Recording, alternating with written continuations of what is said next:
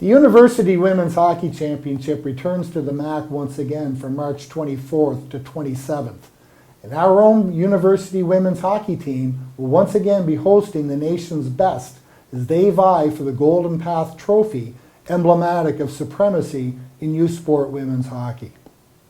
Back in 2020, I had the distinct pleasure of interviewing today's final guests. And I enjoyed it so much that I decided to have them back once again for another chat. This sister act is one of the few currently still playing youth sports hockey, and this will be their swan song together. Please welcome onto the set, sisters Kelly and Ally Clements.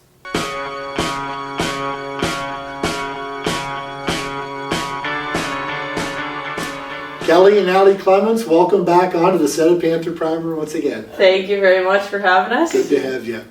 So girls, listen, 5 years for you, Ally, 4 years for you, Kelly. Yep. If you look at this AUS conference, I would say parity is probably at an all-time high when you look at where everyone is. Would you agree with that statement? Is that something you guys have noticed during the time you spent here at UPI?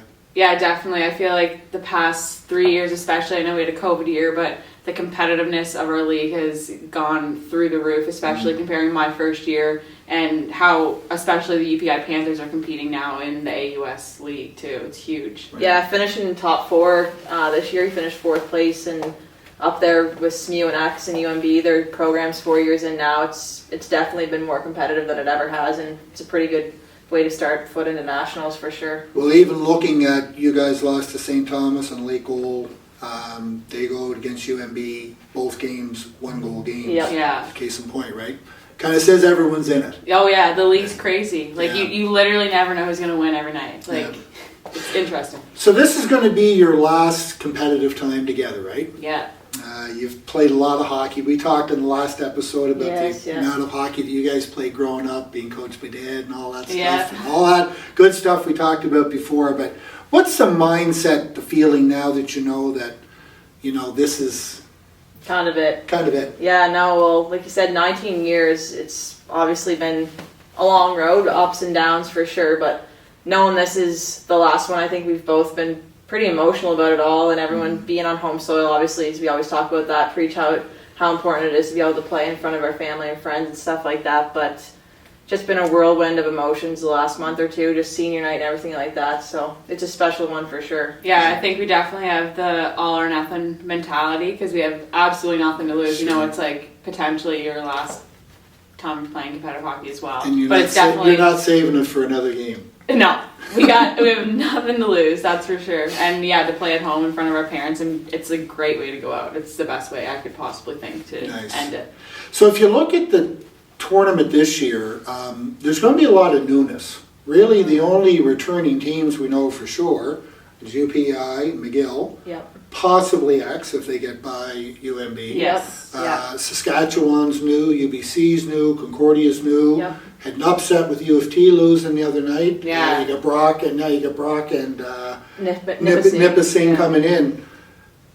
You have to sort of think that this is kind of wide open at this time around. Does that kind of change the mindset for you guys and for the team? Yeah, definitely. I think we've been spending the past couple weeks focusing on us playing U of T because they were first overall and we're going in as an 8th rank, so that was Right. what our mindset was going to be. So the past few days it's been shifting that and getting ready and prepping with video and prepping how we're going to go into that first game because it's a huge game. You win one game and you're playing for a medal. Exactly, yeah. No, it's definitely going to be a different outlook this year for us for sure. Different team. Can you learn much from watching the games? Like, is it do you glean much from it? Like when you're looking at the games, can you figure a lot of stuff out? It's nice to pick bits and pieces out. Like we definitely do that as a team quite a bit. Right. Know who to watch for, who's shooting the puck on power play, Right. how they Right. aggressive they are on the PK, like just important factors like that, especially with a brand new team who we haven't seen. I Yeah. know we've played McGill 2 years ago. Montreal, 2 yeah, years years ago. ago. But I mean, a lot of the teams are going to be looking brand new. Our team's basically brand new, minus 10-ish players. Yeah, I would exactly. say. A lot of So rookies for yeah, sure. you just never know what you're going to get. Even watching UMB and X though, like it's just we know how they play, but it's just so different every game. Like Right. them playing UMB playing X and then UMB playing us, it's two different outlooks. So it's really it's really different to see everyone play each other, but it'll be nice to see some new teams. We've been watching them online here the last few nights, and Good. it'll be nice to see what the outcome of that is for sure. Good. So if you look past the hockey career, ladies, things are kind of becoming a little crystal clearer. Ally, you're in the nursing program. Yep. Kelly, you're going to be following in Mom's footsteps, Yep. going down the education route as well too. Another Miss Clements. 2.0. 2.0. Better version though, right? Yeah. We'll see. We'll see. So, how's that feel? Like, you're kind of moving into that next phase of life. Yeah, honestly, it's a different feeling, kind of scary. Yeah. I spent 4 years in my undergrad having no idea what I was going to do and just kind of going through the motions. I was here to play hockey, and you never really think about life outside of that. So definitely when COVID hit is when I started being like, okay, I got to do something here. Like, I'm almost an adult. Almost. We're working on it. Yeah, working on it. Anyway, so almost a semester into the nursing program, and that's looking like it's going to be my career for Good. a little bit at least. It's definitely exciting to have something in store for, I start in May, and she's, like she said, a semester in, but Yeah. it's kind of like a roller coaster of emotions again. Just Sure. the team stuff's going to be gone, and Yeah. the whole, like, culture of hockey, so I don't think we'll ever be away from hockey completely, but what's a new chapter in life, a new season, but it's definitely a sad one to close for sure. Yeah, it's so. going to be interesting just being a student versus a student athlete. I think that's going to be a very big transition. Good. Oh yeah.